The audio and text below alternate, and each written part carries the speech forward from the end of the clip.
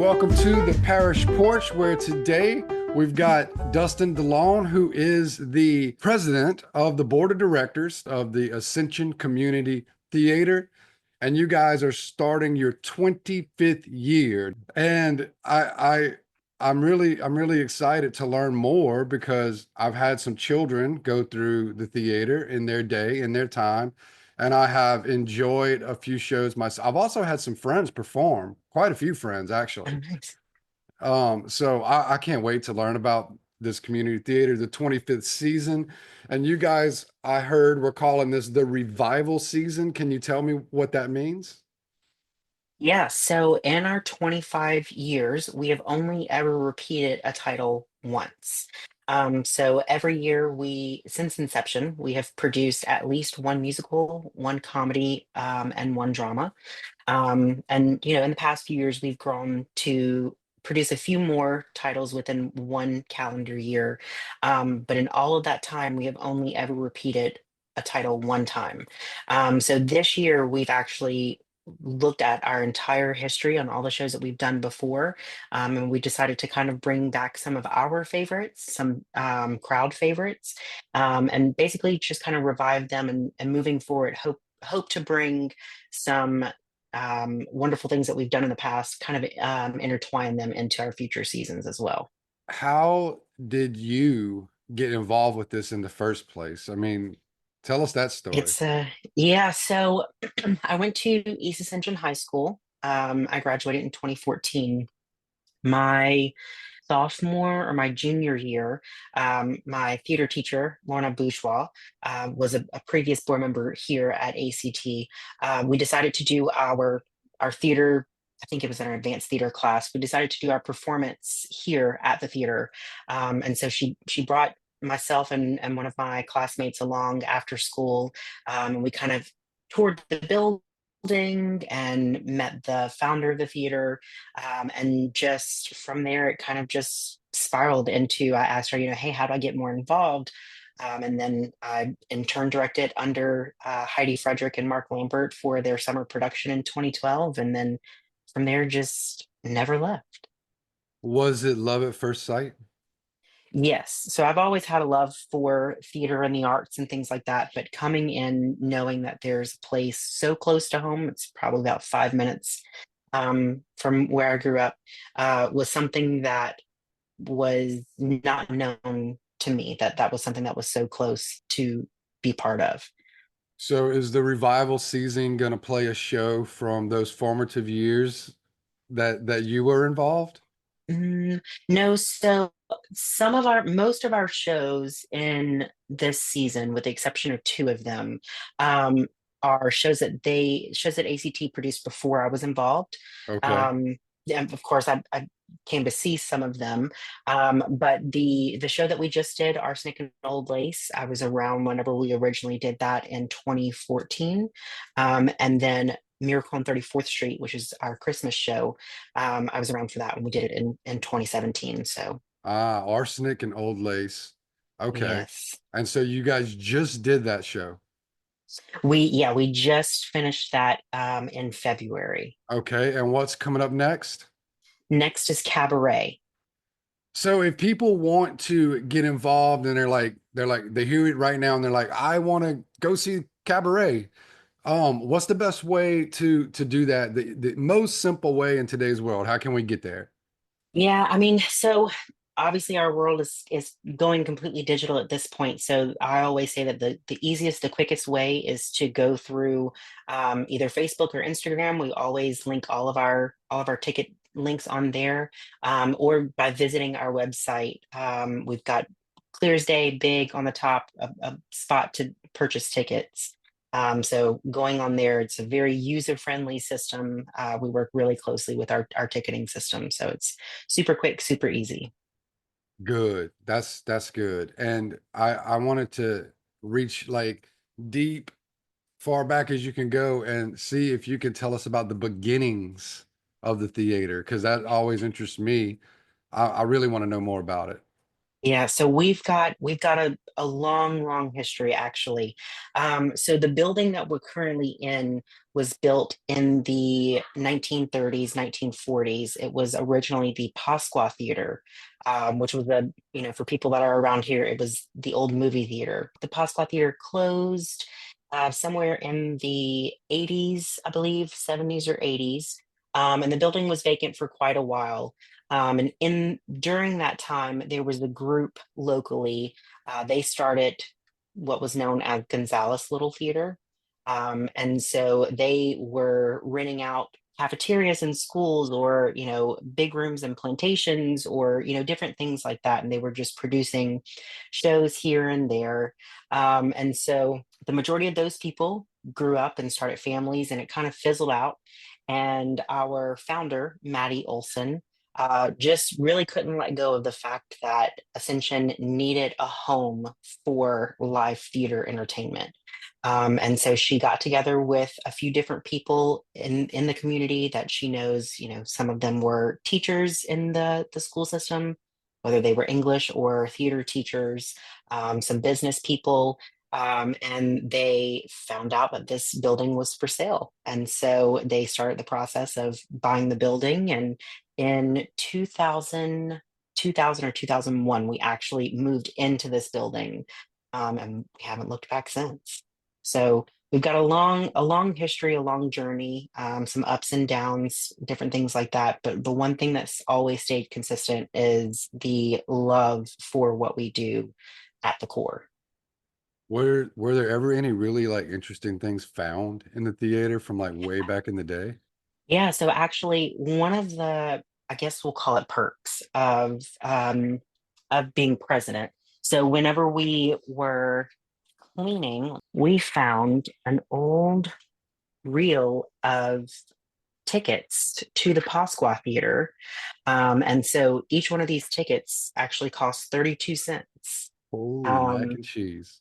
it's like I said, it's one of the very small perks that I have as president. So whenever I direct a show or I'm involved in a show, what I'll do is I'll put these little tickets in a keychain with the poster of the show and hand that out to cast members and different things like that. But Oh, wow. So they get to keep a piece like forever.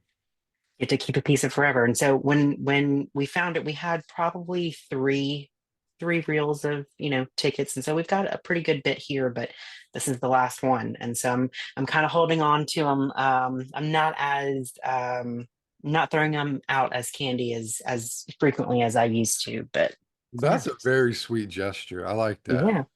Personally, like what's your connection here? Like, beyond just the fact that you grew up here. Like I mean, 7 years is nothing to shake a stick at. That's a serious commitment. So I mean, I started truly from the bottom of just being an avid volunteer of, hey, how can I come in and help? Working on individual productions. I was actually, I've broken quite a few records here. So I was one of the first group. There was a small group of us that they created an intern board member position. So we were under 18. We were learning how to be board members. wow. I was the youngest person elected to the board of directors a few weeks after I turned 18.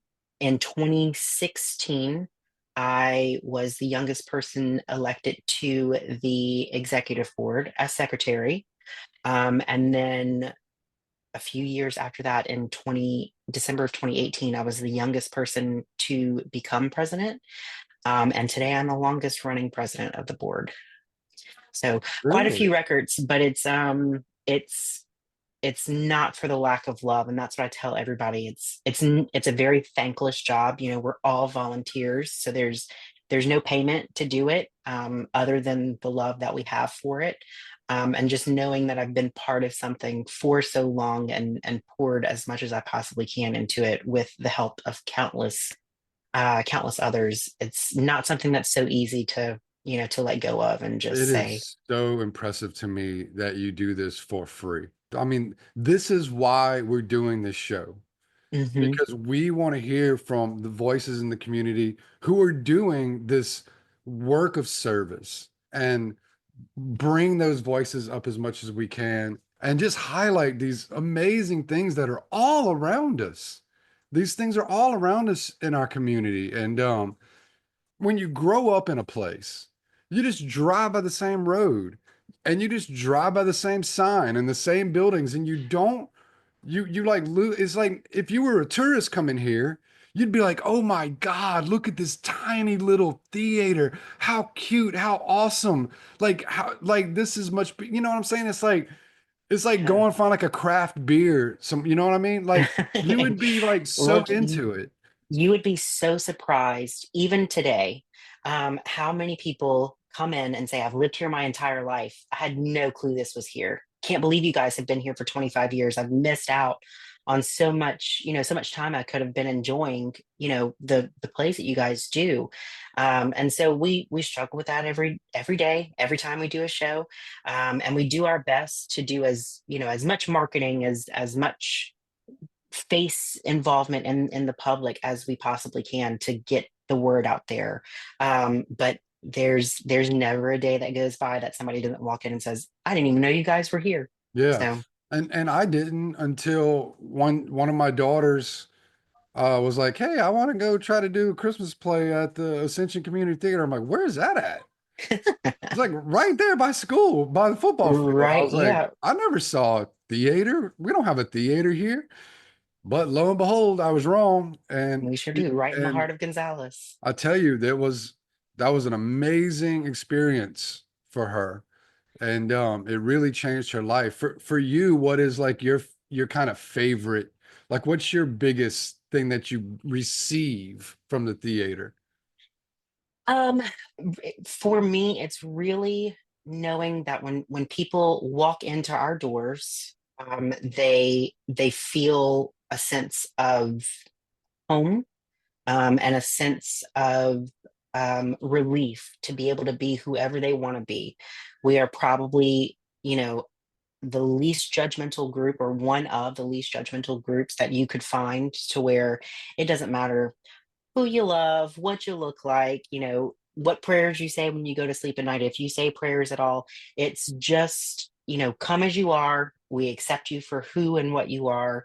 And that's probably one of my favorite things, seeing people kind of come in with, a coat of armor on, because they always have to be that way in the public and in society, and realizing, that moment that they finally have the realization that I don't have to I don't have to have a guard up of any sort. I can just be myself. And seeing that moment click so many times over the years is probably one of the most rewarding things that I've gotten to be a part of. And as a father of three girls, I will tell you, I have seen that happen in two of their lives.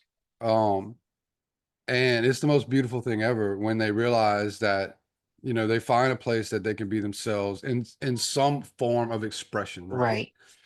Right. For my middle daughter and my youngest daughter, especially, like they got involved with things. It was like night and day. And I'm saying that to the audience because, our community does have these places that we can get our children involved in these. Absolutely. I mean, and the people are surrounding our kids with a servant heart, and not that it's just kids. I mean, the community theater is full of Oh, adults, absolutely. yeah, I mean, I've seen great. I mean, one of my favorite productions is Jesus Christ Superstar. I love. So, That what was about that was a yours? really Do you good have one. a favorite or a favorite cast, or like something real close and dear to you, a production?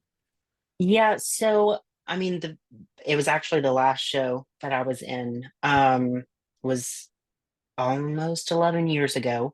So right after I graduated high school, my best friend, and I were Scarecrow and Dorothy in Wizard of Oz.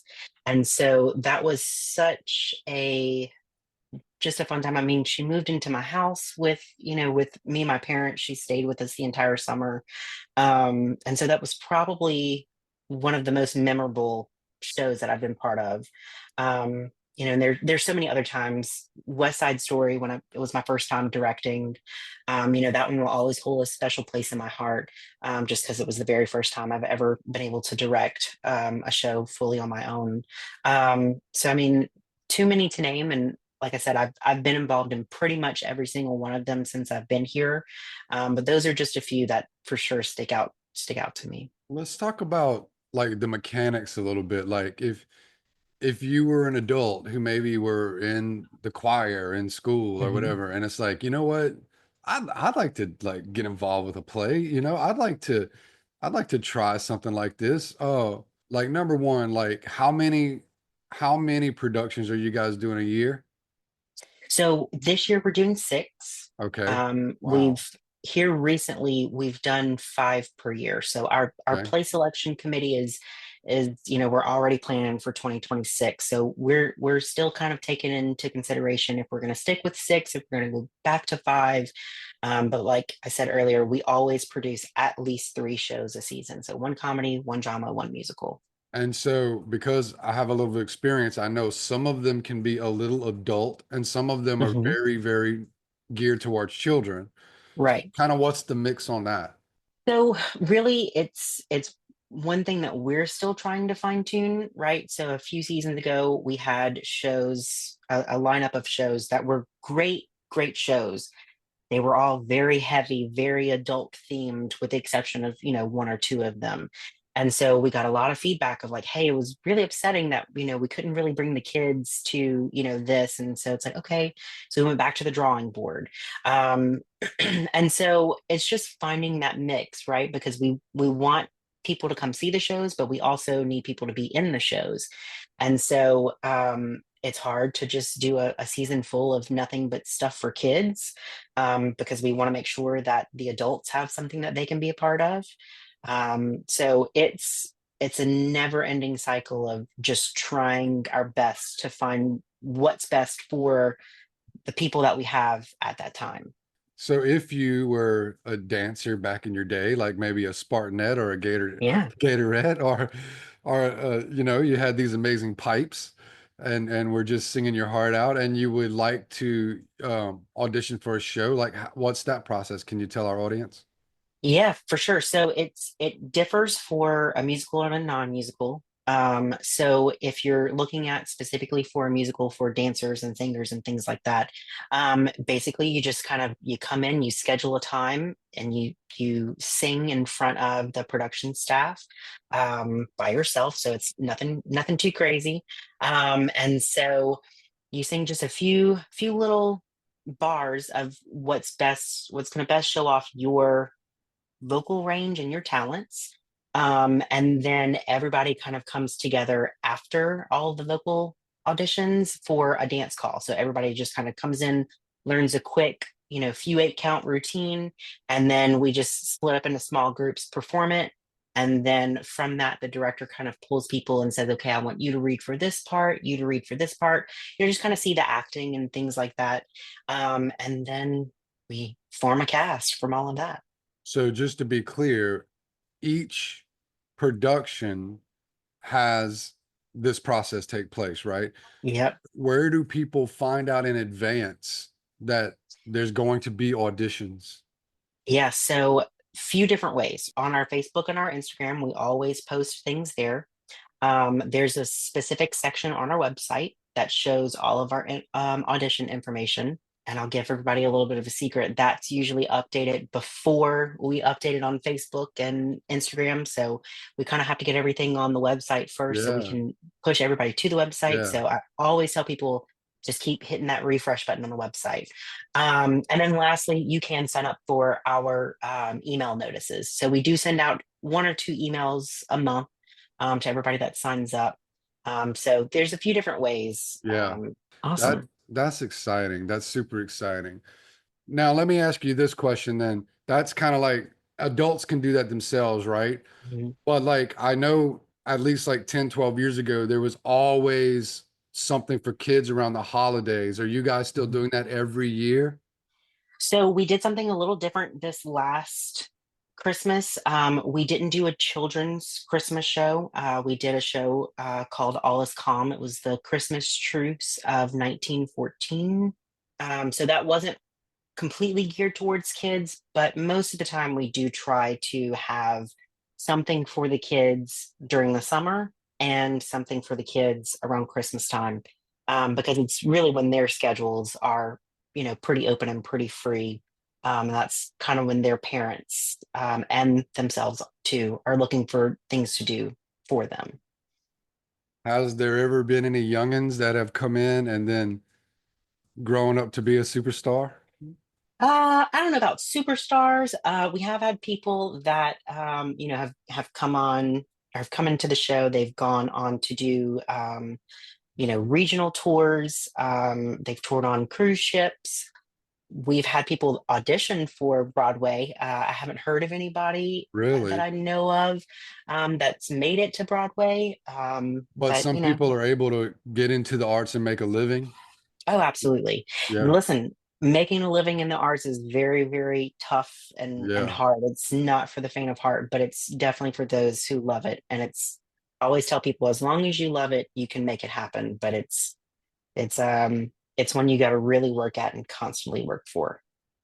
What is this theater bringing to the community? So I think the biggest thing for us and what we bring to the community, not just for the people that are in our shows, but also the people that are coming to see our shows, it's an opportunity to escape everything that's going on around you. Yeah. If you've got trouble at home, if there's stressful times at work or what have you, you can come here for 2 hours and sit and just completely disconnect from everything else and be entertained by people that are in the same room as you, right? It's a little different from watching television or movies.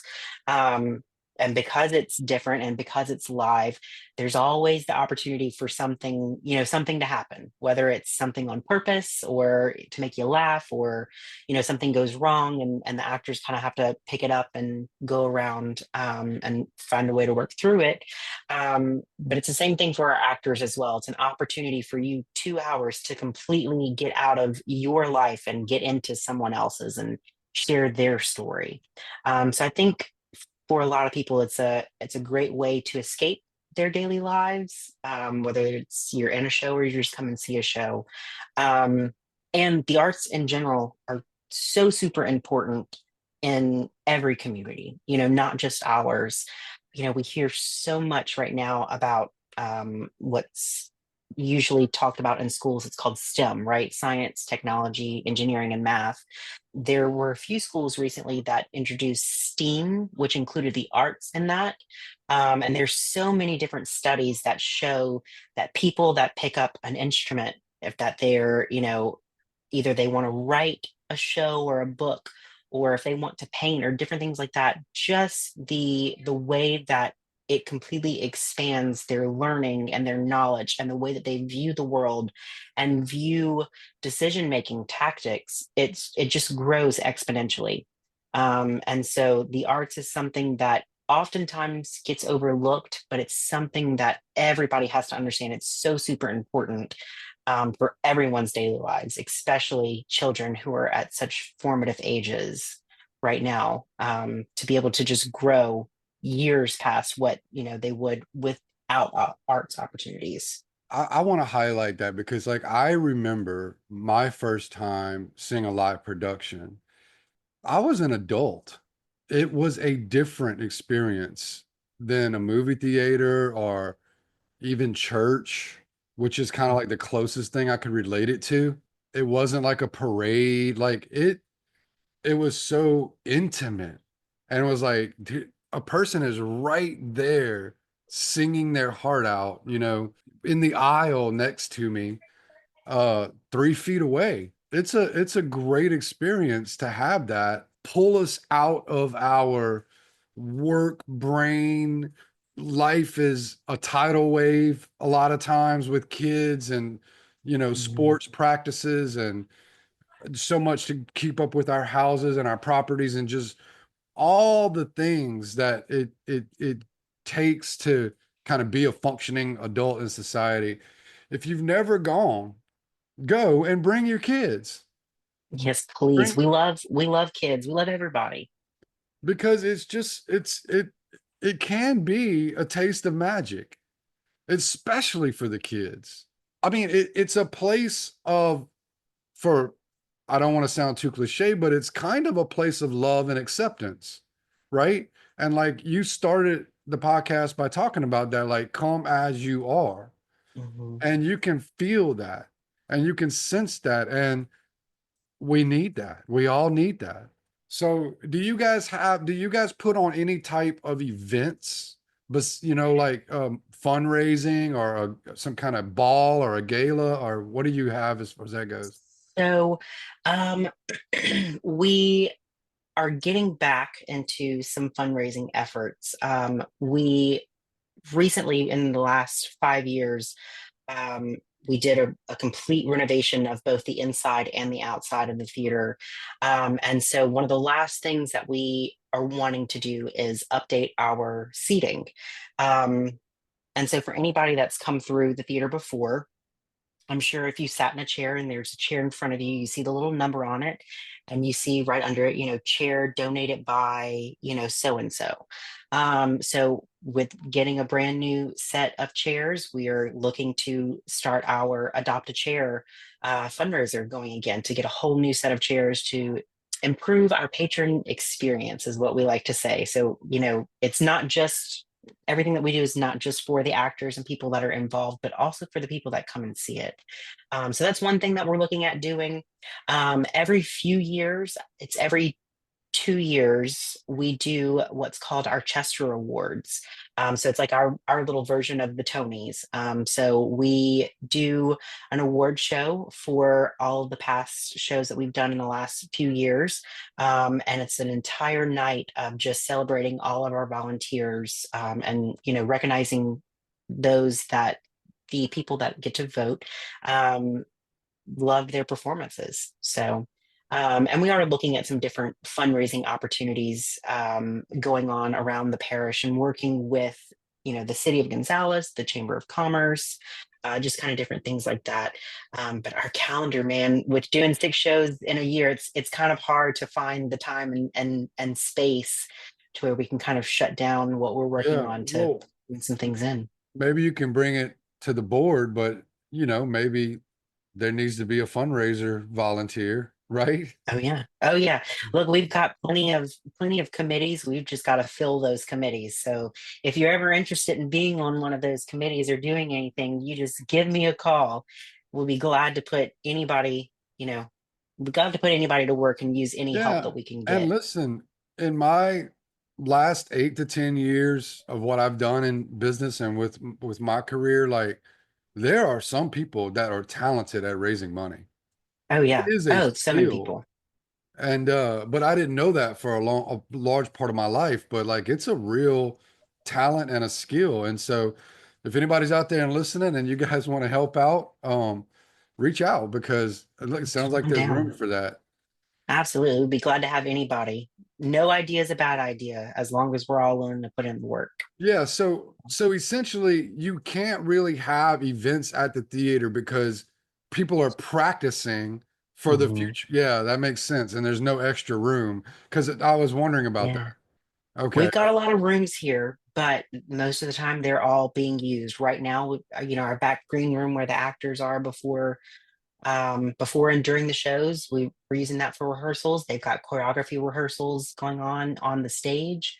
We're having to have a meeting for our awards show in our costume room upstairs. So, we do our best with the space that we have, but always, even whenever we talk about renting out the theater or doing other events, our main priority is our show that's going on. So that always has to take precedence over anything. So Do you guys have an arm or where you're ever like in the schools or doing anything like outreach as far as we we are beefing up our okay, educational efforts. So one of the local high school choir teachers is on our board, and she's head of our education committee. So we're going to sweet.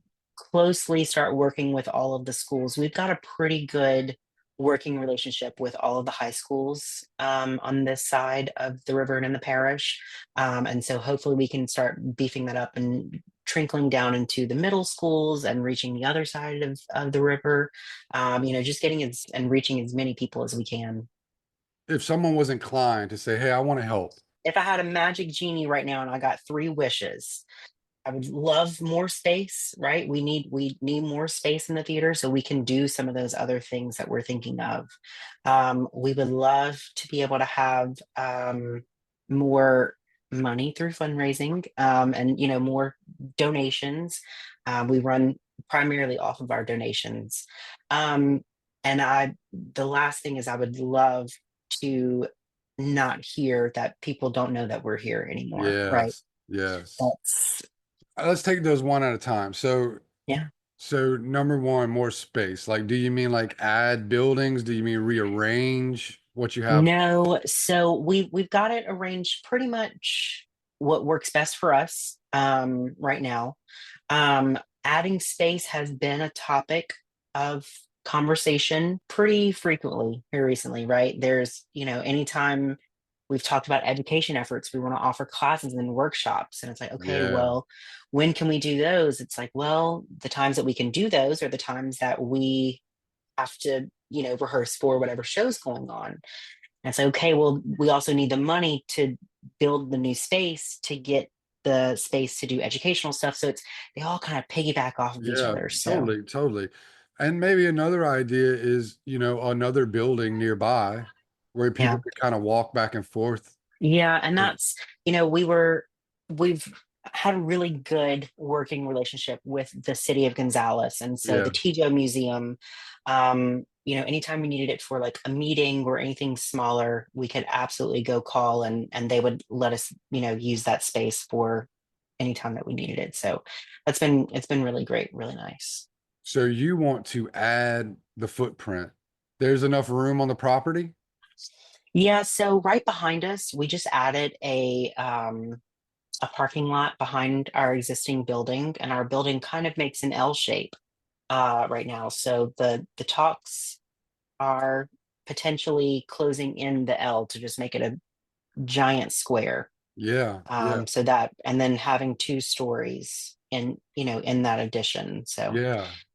we Love it. never know what happens. I love it. That's great. No, that's great. And the fundraising is going to let all that happen. Yeah, So some super yeah, amazing absolutely, fundraising star needs to hook up with you guys. absolutely. This is the revival season. Y'all are pouring hearts, leaving it all on the stage, right? Everything is already planned for this year. It's you set up. Yeah, we're set up. We've actually our season ticket sales ended after the first show. We're finally seeing pre-COVID numbers, right? Yeah, So after COVID, it was a little bit of a struggle with just getting people in, right? But we are finally back and above numbers that we saw before COVID shut us down. yeah, So we've got the most season tickets that we've ever sold before for this season. Our show that we just did, Arsenic and Old Lace, was actually one of the number one selling comedies in our history. So great. the highest amount of tickets. So we're looking pretty good on Yeah. What this do you year. attribute that to? Why is it just because like COVID's way behind us and things seem to be kind of shifting, but or is there an extra outreach that you guys are doing, a new marketing plan? Yeah, so we for sure marketing has been something that we have focused on for the last few years, and specifically the last 6 months of, just beefing up our marketing and having it be more consistent, um, you know, more uniformed, and we're doing a really good job with that. Um, but to be quite honest with you, I really think a lot of it has to do with the shows that we select, right? Yeah, These are some big name shows yeah, that everybody knows. They grew up on either the movies or the shows themselves, and so I think that has a lot to do with it. It's the shows that we select. It's not just for the people that want to be in the shows, it's also for the people to come see the shows. So just keeping that in mind whenever we select shows, I think is going to be our biggest winner. is there still like some shows out there that you'd really like to do that you just Oh, can't wait to try? absolutely. Absolutely. I mean, we've got a list. It's probably over 4 pages long of, very small print shows Oh titles wow. that we want to do. Um, but it's a lot. It's Yeah. sticking all of those things. And we look at one show and we say, okay, that's a great show, we should do it. And then we pick the other shows that we should do in a season, and we're like, that show doesn't fit with these shows, we gotta. And so it's like we okay, we gotta wait on that one. So a lot goes into planning, not only each individual show, but the shows in our season as a whole. How many years do you plan out productions in advance? So we just over a year in advance, right? So a lot of times when you purchase rights to be able to do the shows, a lot of the companies, you can only purchase those 18 months in advance. So you can't even, until you purchase the rights and sign the contracts and all of that with the royalty holders, you can't even say that you're doing the show, right? So you've got to pay in full, you've got to sign all the contracts, dot all the I's, cross all the T's, before you can even announce that you're doing a show. So it's a waiting game at its finest, and sometimes a game of chance. So if there's another local theater that wants to do the same show that we want to do at the same time, sometimes it just depends on who submits their application first or who submits their request first. In the big, broad horizon, the big, distant future, like let's say, let's just be fun. Let's just have fun with it Okay. and say, let's say you did this for another 10 years. I We're know having a it's lot of it's fun, huh? it's a big peanut butter 10 and years jelly is a sandwich to lot. try to bite off, but let's just say you did 10 years. Have you done kind of all the shows that you ever dreamed you'd want to do, Oh or no. no? Oh no, Okay. there's plenty of shows that I would love to do and love the opportunity to do. Some of them old, That some of them many. new. Wow. So that would be like Yeah. 60. Yeah. So what about in 10 years? Do you have the two-story building and the big footprint? You think you could accomplish that? Oh, I think we can absolutely accomplish that in 10 years. Yeah. We've got to really focus, but I think we've got a really good core group of members on our board. We've got 15 active voting members. We've got a few ambassadors. We've got some brand new interns to our board, that are still in high school and college that are, soon hopefully going to become board members one day. And we've just got a great group of people that I think if we keep pushing forward, we can absolutely make that happen. Hopefully before the 10 years is up, but for sure within 10. What is the thing that you would really want to leave our audience with, and the last kind of pitch here? Yeah. So the biggest thing for me is that we want to make sure that everybody knows that we're just a place that everyone is welcome.